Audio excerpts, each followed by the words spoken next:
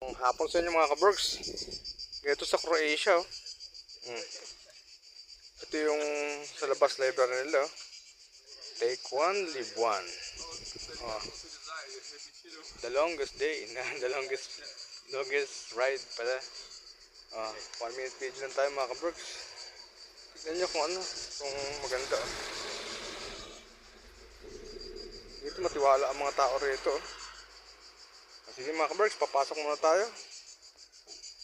Ganda rin ng mga libro. Kaso nga mga ano yata ito, mga tungkol sa buhay-buhay. Meron ditong Hawaiian bamboo.